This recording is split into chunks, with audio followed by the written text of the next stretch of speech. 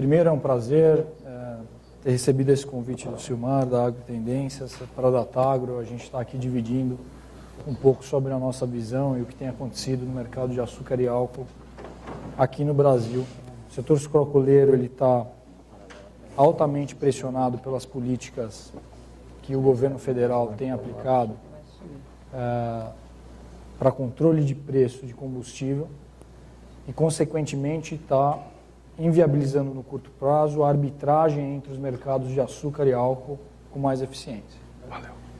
O Brasil é um dos poucos países do mundo que controla oferta de produto via elasticidade do consumidor aqui na nossa região. Então, toda vez que o preço do açúcar esteve ruim no passado, o brasileiro otimizou a produção para álcool. Qual que é a diferença de hoje para 2007 e 2008? Em termos de competitividade do mercado de açúcar, é muito parecido. O custo de produção média Centro-Sul, FOB Santos, está acima do preço médio do mercado mais líquido, que é tá desligado o ar aqui, Nova York, número 11. Meio quieto. A diferença de 2007 e 2008 é que, nesse momento, pelo um controle de preço de gasolina, o brasileiro não está conseguindo vender o excesso de oferta de sacarose em forma de combustível líquido hidratado. Antes de começar para falar de Safra Brasil, a gente organizou um slide para ver como foi o crescimento dessa indústria aqui na nossa região. Cana tem 450 anos. De 1500 a 1970, o Brasil produziu por volta de 60 milhões de toneladas de cana, que é a primeira onda de expansão de cana, que são as regiões do Norte e Nordeste e um pouquinho aqui no estado de São Paulo. Aí vem demanda, via pró-álcool, pressiona preço, você expande a produção de cana para outras regiões, que é na segunda onda de expansão, para regiões não tradicionais naquele momento, que era Centro-Oeste Paulista, Araçatuba, sul de Goiás, Triângulo. E aí o Brasil sai de 60 milhões de toneladas de cana para mais ou menos 360. Então, em 30 anos, o Brasil produz 300 milhões de toneladas de cana. 300 milhões de toneladas de cana é uma Índia inteira. São 5 Austrálias, são 10 Austrálias e umas 3 Tailândias, que é o segundo e o terceiro maior exportador de açúcar. Tailândia é o segundo e a Austrália é o terceiro. Aí vem uma outra tecnologia que chama Frota Flex, aumenta a demanda por sacarose convertida em combustível líquido, hidratado. O Brasil sai de 360 milhões de toneladas de cana para 620, só que em 9 anos, que é o que a gente chama de nova fronteira, que é Goiás, Mato Grosso do Sul, Mato Grosso, expansão em maior escala aqui no estado de São Paulo. Em 9 anos, falta gente, falta tecnologia convertida em processo de plantio e colheita, tecnologia em processo e variedade para essa expansão. Para incrementar ainda mais esse impacto desse crescimento de 360 para 600 em 9 anos, o Brasil decide mudar o processo de plantio e colheita dessa cultura que historicamente foi manual para mecanizado. É tudo de uma vez só. Você expande uma Índia inteira em 9 anos e ainda decide, se compromete a fazer tudo mecanizado, que é uma coisa que você não sabe fazer. O que acontece com o rendimento agrícola? Ele sai de uma média histórica de 85, 87 toneladas de cana por hectare e busca 67 toneladas. Isso aqui fica gravado? Não sei. Não só todo o processo e o desafio de expansão impactou nessa perda de rendimento agrícola, mas também clima é um fator importante no tamanho que o Brasil está nesse setor. Então, um dia de moagem que o Brasil deixa de moer no estado de São Paulo, é praticamente os países importantes do Caribe. Na visão da Datagro, qual seria a demanda potencial para 10 anos? Então, daqui para trás, de 2012, de 1500 a 2012, é analítico. A gente simplesmente analisou quais foram os fatores que aconteceram. Uma tela maior. Mas eles têm, nos 4 cenários que nós estamos conversando... E o cara é o que menos interessa. O microfone do seu celular Você tá ligado.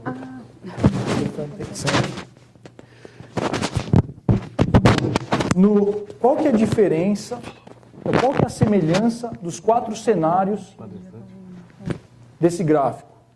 Em todos os momentos, a demanda ficou acima da oferta. Então, estimulado por demanda, o setor sucroalcooleiro responde com expansão de capacidade de moagem e plantio, que é muito parecido com o momento que nós vamos começar a viver nas próximas 2 safras, final de 2014 começo de 2015. Porque com a recuperação da cana, a oferta começa a chegar na capacidade de moagem. E o setor não está investindo em moagem, por um problema financeiro. Não está ficando em pé expansão de moagem de cana no Brasil. Só vai acontecer quando você tiver pressão em preço, que vai trazer volatilidade. A Datagro estima, para manter o mesmo market share que o Brasil tem hoje no mercado internacional de açúcar, mercado doméstico de açúcar, mercado internacional de anidro, mercado doméstico de anidro. Então, nós não estaríamos mudando as premissas desses 4 mercados, que é uma visão extremamente conservadora. Você só alterando o market share de hidratado nos cenários de 40%, 60% e 80% aqui no Brasil, o Brasil precisa moer, em 2020, entre 1 bilhão e 1,5 bilhões de toneladas de cana. Para continuar do mesmo jeito que a gente está hoje. Nesse modelo aqui, não contempla uma expansão de 3,5 milhões de toneladas de açúcar de aumento de consumo por ano no mundo. É só para mostrar o cenário de excesso de demanda que nós vamos passar a entrar de novo na história do setor sucroalcooleiro nos próximos anos. O que esse cenário traz? Ele traz volatilidade em preço. Ele traz pressão à expansão de novo. E traz, provavelmente, arbitragem entre esses mercados, que não é mais açúcar e álcool, como era na fase que meu pai começou a Datagro. Hoje o setor sucroalcooleiro de hoje é um setor que o produto não é açúcar e álcool mais. O produto é a cana. Você tem vários produtos que estão sendo desenvolvidos a partir da capacidade de energética que a cana tem de acumular energia solar. Então vou dar um exemplo de novas tecnologias que estão se desenvolvendo neste momento que tem chance de mudar o setor sucroalcooleiro. Fora todas as que a gente tem conversado nos últimos 10 anos, etanol de segunda geração, bioplásticos, você tem 2 vieses que são muito importantes, que podem mudar ou melhorar a situação financeira no médio prazo do setor sucroalcooleiro, que é a biodigestão de resíduo, e aí agrícola, mas como esse setor produz muito resíduo, biodigestão de resíduo de açúcar e álcool. Com 5% dos resíduos produzidos na sua usina, então você pega uma usina de 2 milhões de toneladas de cana, com 5% dos resíduos produzidos, você substitui 100% do diesel consumido. Então essa tecnologia tem chance de deixar a usina realmente verde. E outras linhas de produtos de valor agregado, que é o que a gente observou nos Estados Unidos na cadeia de amido. Então o setor sucroalcooleiro, para fugir dos problemas e da pressão em combustível líquido, em álcool, está diversificando os produtos, investindo em tecnologias que vão consumir ou a sacarose ou a biomassa que está sendo pouco utilizada ainda nessa cultura. Então, como é que está a estrutura da apresentação aqui? Nós vamos falar um pouco de mercado para mostrar que o ciclo de surplus de açúcar está mesmo mudando. Nós estamos provavelmente entrando num ciclo de déficit. vai mudar preço. Açúcar tem uma liquidez importante entre as soft commodities e claramente ela tem uma sazonalidade em oferta e demanda. E o desafio da Datagro e das consultorias e dos players, no fundo, é saber quanto tempo demora isso. Mas porque ele muda. Em 2007, 2008, ele foi mais rápido. Então, nessa época eu era trainee da Cargill, o custo de produção média Centro-Sul, FOB Santos, era de 12 a 13 centavos por libra-peso. E a Índia vendia um açúcar remunerando o custo variável, não o custo total. Ela vendia um açúcar a 9 centavos. O que o Brasil fez? Mudou a mão, usou a arma secreta que se chama hidratado e queimou o açúcar excedente no mercado doméstico. Em 1 ano e meio, ela mudou o balanço que tinha de surplus para déficit. O Brasil tira o carro, ele é 50% do mercado internacional de açúcar, falta açúcar no mercado. Aí fica bem caro o preço, todo brasileiro faz açúcar. E aí você entra num ciclo de surplus. Idealmente seria estar fazendo mais álcool agora, hidratado, para controlar esse surplus no mercado internacional. Hoje, o custo de produção do Brasil, média, Centro-Sul, FOB Santos, para o câmbio atual, e câmbio tem maquiado a competitividade desse setor também, então usando 2,25, 2,30, deve ser alguma coisa perto de 18, 18,5 centavos por libra-peso. Nós estamos operando de 16 a 17, nós estamos no mesmo cenário. Você faz açúcar e vende no mercado internacional com prejuízo. A média na região Centro-Sul. Como é que estão os maiores competidores do Brasil? O mundo está produzindo mais açúcar? Pelo desincentivo do brasileiro em fazer, como você tem um excesso de oferta de açúcar no mercado internacional, você pressiona preço. Então, não só o Brasil desacelera, outras regiões também desaceleram. Qual que é o custo de oportunidade para produzir mais uma unidade de capacidade industrial aqui no Brasil? Entre 22 e 23 centavos. Ninguém vai fazer outra usina se não tiver acima de 23 centavos. E na Índia? É importante demonstrar essa curva aqui. A produção está caindo na Índia. Na Índia tem uma estrutura importante que quem remunera, na Índia é diferente do Brasil, quem remunera a cana é o governo, via MSP, Minimum Support Price. O preço é determinado pelo governo. E é o Estado, então o governo federal determina que o preço mínimo é X. E o Estado pode botar um preço mínimo de maior incentivo para a cultura dependendo do estoque de que ele está. A Datagro tem um time de agrônomos na Índia fazendo crop survey. Nós vamos passar um pouco de crop survey aqui de Brasil. Não vou falar de Índia. A gente monitora a safra aqui no Brasil, a gente anda de 7 a 10 quilômetros todos os meses, fazendo biometria no estado de São Paulo. A gente monitora dos 70% da cana do Brasil, a gente monitora uns 80% no estado de São Paulo e troca com as outras regiões. A gente faz o mesmo crop survey na Índia. Nos últimos 1 ano e meio eu fui 4 vezes para lá para treinar o conceito, porque a pergunta que é o mais importante. Se o agrônomo faz a pergunta errada, a gente estima coisa errada. Então, nós estamos no processo de fazer as perguntas e formação do agrônomo para fazer a pergunta. Quando eu fui a primeira vez para lá, eu achei que MSP alto era bom, e o cara ia produzir mais cana. Não. MSP alto aumenta a probabilidade de default da usina não pagar o fornecedor de cana. Então é pior para a cana ter preço alto. Então, ao invés do governo estimular, está faltando açúcar, o cara fala, eu vou fazer o produtor de cana ganhar mais dinheiro para ter mais cana. Não, quando ele aumenta o preço, a usina fala, eu não pago o fornecedor de cana. Então, você cria um processo, é um ciclo muito interessante. E esse gráfico demonstra o desestímulo à produção de cana. Nós estamos produzindo menos açúcar lá. Como é que está na Tailândia? Dos 4 países que eu coloquei aqui, para não colocar todos, Tailândia é o único que está crescendo. Produção de açúcar. E é importante porque o desafio da Tailândia é a eficiência.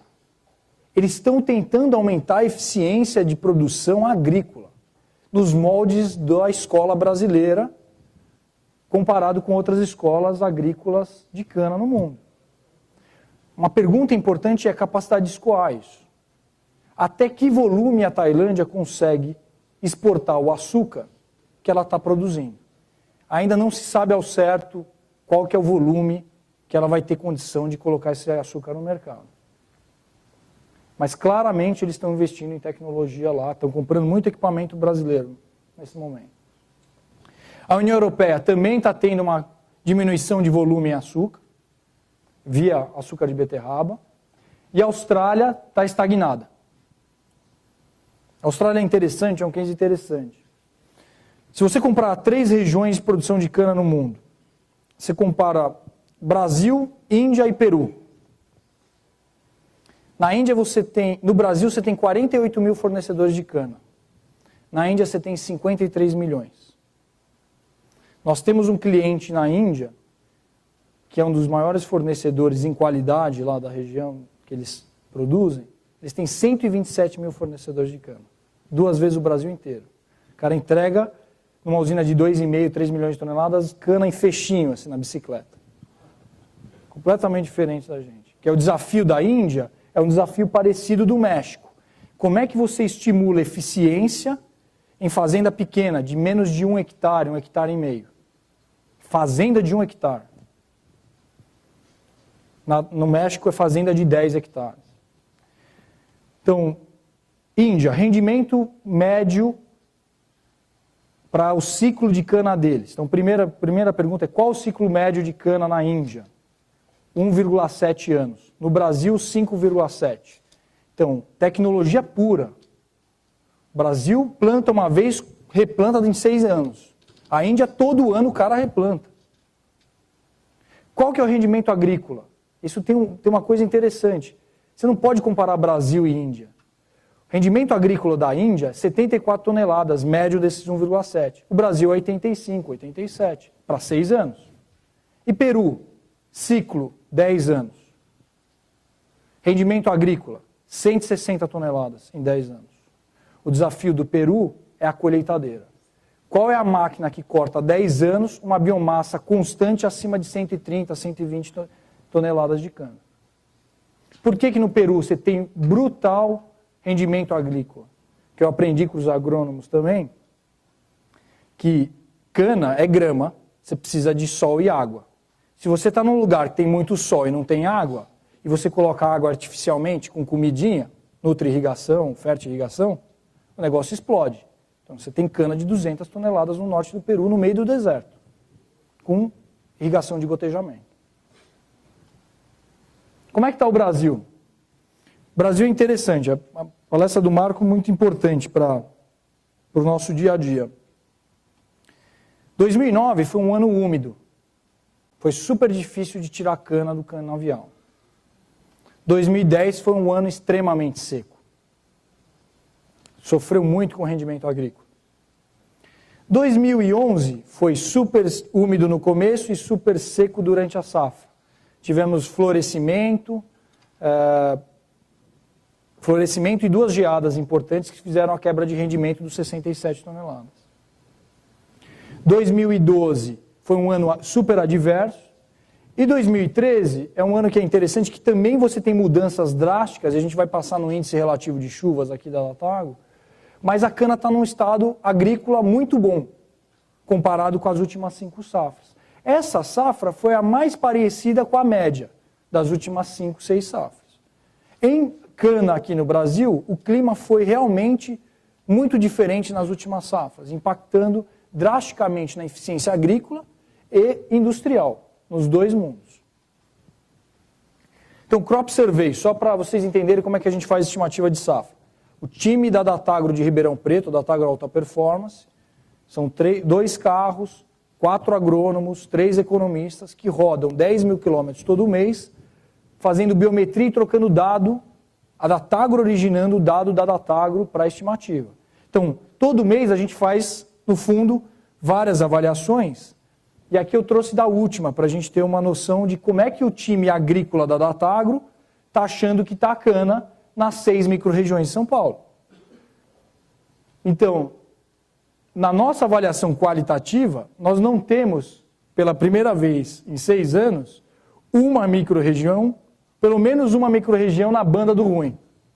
Realmente choveu mais, está quente, a cana está mais bonita nesta safra. E nós vamos ver isso, o impacto em rendimento agrícola, que claramente a gente consegue ver da safra passada para esta safra.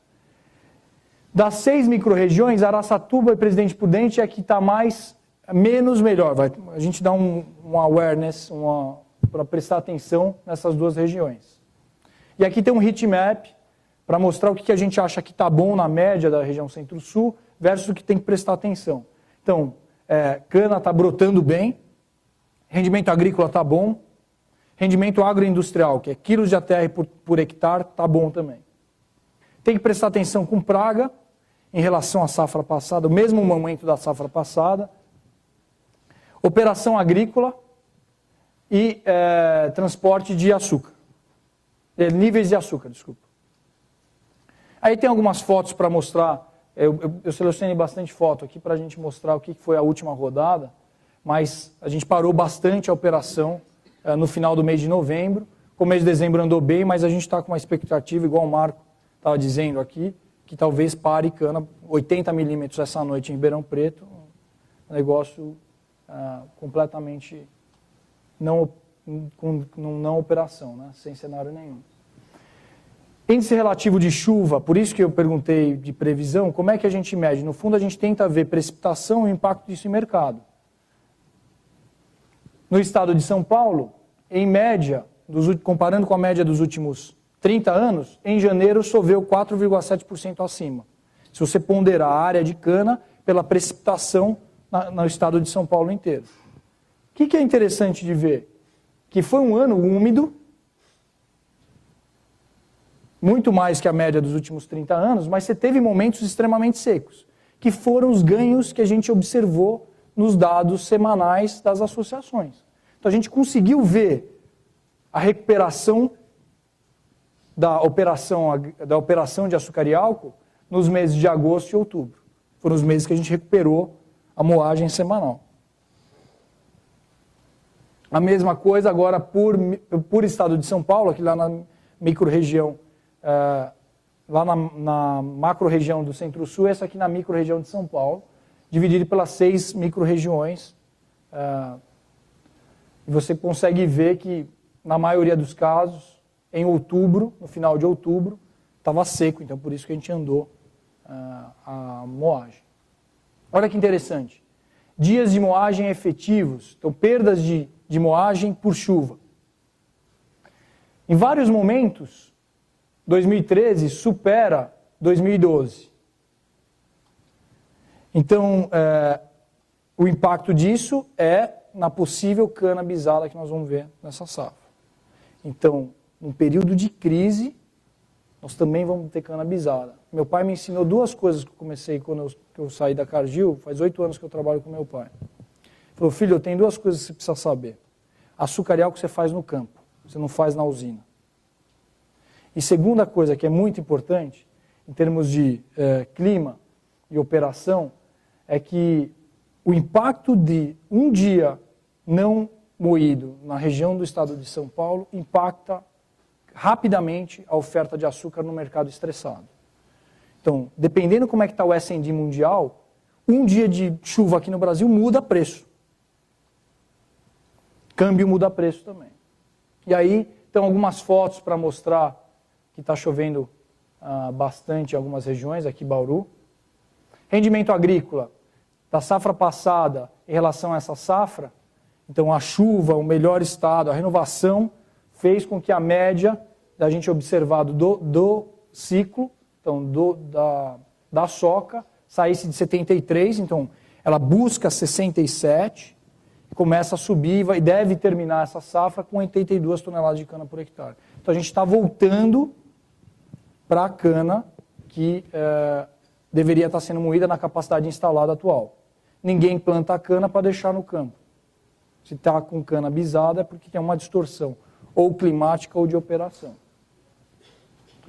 Rendimento agrícola agora dentro da microrregião de São Paulo, então teve um crescimento também, mas rendimento industrial está diminuindo. E um dos fatores principais não é só clima úmido, que gera uma pior eficiência uma eficiência industrial, mas também a decisão de tecnologia. Colheita mecanizada leva mais impureza mineral que colheita tradicional. Então, funciona como uma esponja absorvendo açúcar que não era para estar sendo absorvido no processo. Então, em relação à safra passada, mesmo o ano passado foi um índice alto, 5,3% de impureza vegetal. Mas esse ano maior ainda, que é um ótimo índice de learning curve. O setor está aprendendo a produzir, cortar cana mecanizada. Então, para atingir as metas que foram acordadas, o setor sucroalcooleiro está aumentando rapidamente, na maioria dos grupos, a participação de colheita mecanizada versus manual. Rendimento agroindustrial. Então, se a gente olhar o efeito dessa safra, você teve um aumento de agrícola e por causa de clima mais úmido e operação, menos açúcar. Industrial menor. Mas, na média, comparando em quilos de ATR por tonelada de cana, o crescimento agrícola foi maior. A gente teve um crescimento de oferta, no final das contas, de eficiência, não de oferta, de eficiência, de 12,87%. Praga. Não é só saber cortar, mas é lidar com as pragas novas que estão surgindo. Eu lembro como a gente começou esse Crop Survey há 4 anos atrás, eu falava de esfenófero leve, né? Imagina, a gente para aprender os nomes das pragas completamente diferentes. E a gente passou a ser educado dentro da Datagro pela relação recorrente com os agrônomos. Porque geralmente o agrônomo ele ficava mais distante do mundo da análise. O que é interessante? Esfenófero leve, uma praga que era muito específica à região de Piracicaba, com a expansão da cana de 2003 a 2012, não tinha muda, você carrega a muda e carrega esse fenófero para o centro-sul inteiro. Uma praga importante, que tem danificado bastante o canavial. E pragas novas que nós estamos observando. Então, índices qualitativos da nossa rodada de Pest Survey, então a gente tem o Crop Survey e o Pest Survey. O de pragas, a gente tem mostrado Ribeirão Preto na última rodada de outubro, tem um status na nossa avaliação de bom, está controlado. Mas tem algumas micro-regiões, como Araçatuba e Presidente Prudente, que tem que prestar atenção, porque está com altos índices de infestação médios de praga nas regiões e nas fazendas que a gente monitora. Então agora uma sequência de fotos para mostrar a alta produtividade. Então, produtividade boa em Ribeirão Preto, em São José do Rio Preto, brotação está indo super bem. Também em Araçatuba, em algumas fazendas. Presidente Prudente, rendimento com alto potencial produtivo. Bauru também, rendimento agrícola alto. Piracicaba também. Mercado. Preço. Essa aqui eu acho que é a curva mais antiga que a Datagro faz. Esse é o modelo de equivalências de preço da Datagro. Hoje o mercado inteiro usa, mas há 23 anos atrás meu pai foi contratado para fazer para uma das tradings arbitragem do Brasil. E a gente calcula isso há 30 anos e tem uma capacidade de comparar os efeitos e o impacto do governo federal no controle de preço da gasolina aqui no Brasil. O que é importante de olhar nessas curvas? Olha como a elasticidade dos mercados para açúcar e álcool é a coisa mais importante. Qual é a arma mais importante desse setor aqui no Brasil? Toda vez que açúcar está ruim, eu mudo a mão. Então, preço, vamos começar aqui desde o começo. Preço de álcool, curva verde, curva azul. Preço alto, todo mundo começa a fazer álcool, preço inverte a relação. Você tem um momento de preço de açúcar alto, todo mundo vai e vende açúcar, cai o açúcar, volta o álcool. A questão é quanto tempo demora para essa curva ficar em cima ou embaixo.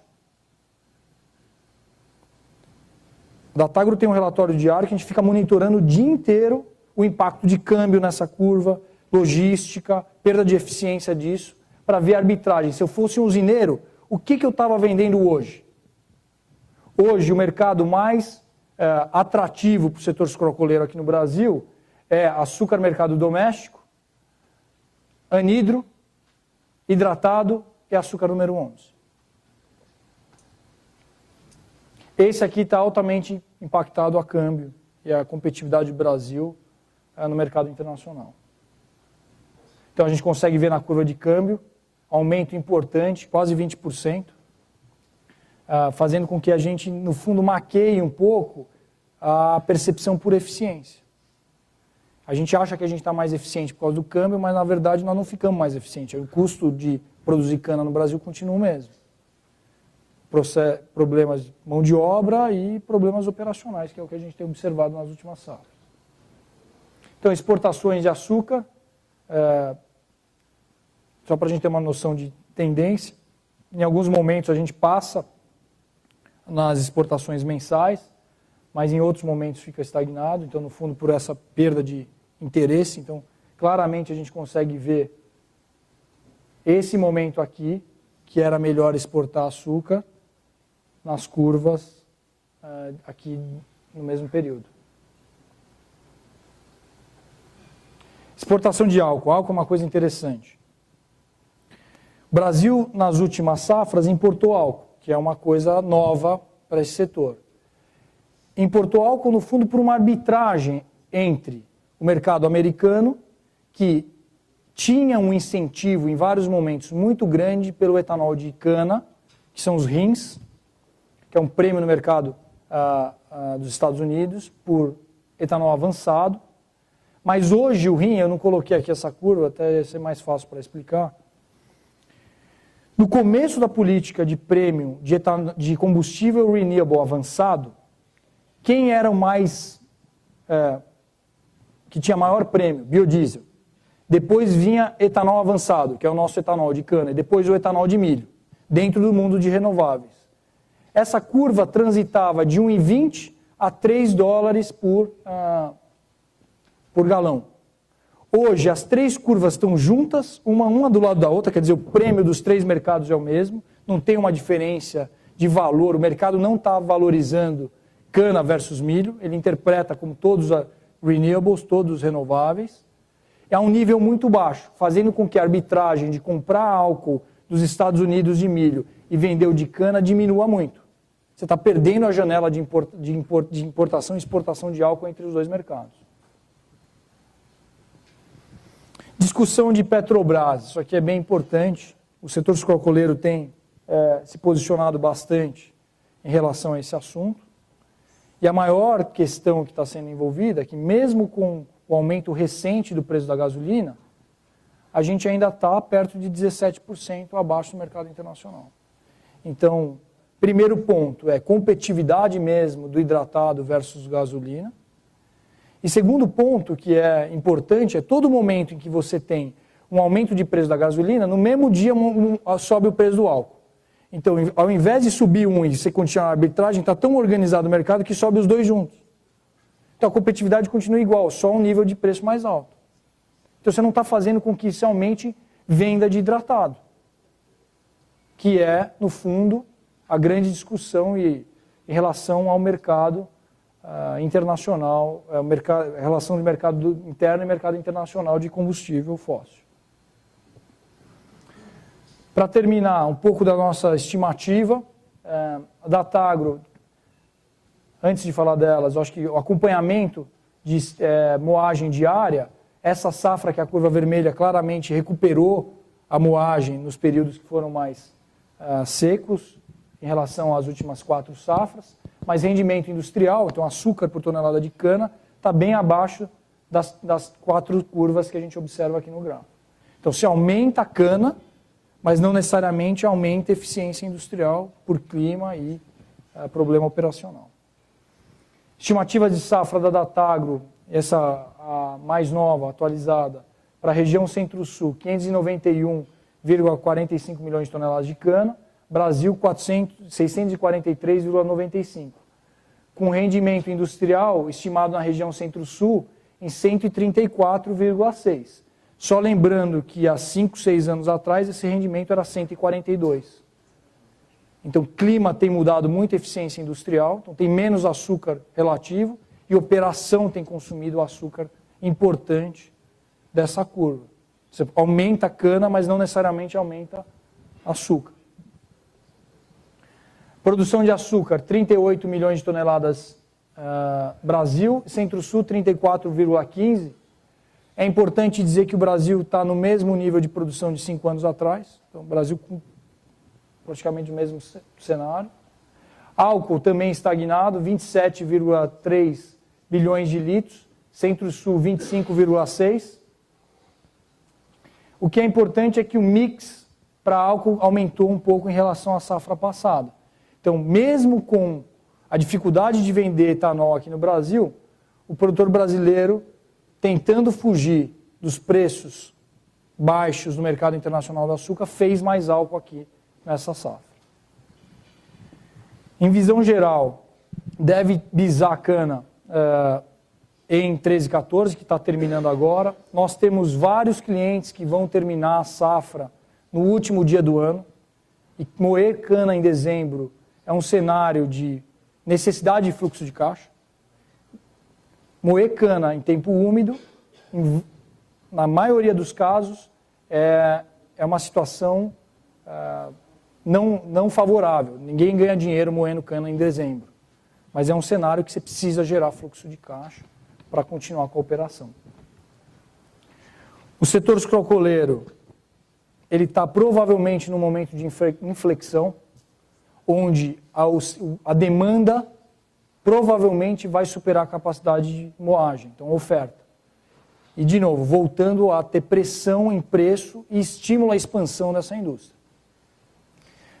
Preço o ano que vem deve ficar perto do que a gente está observando hoje, em mercado de açúcar ainda, mas provavelmente mudanças devem acontecer no final da safra e 2015.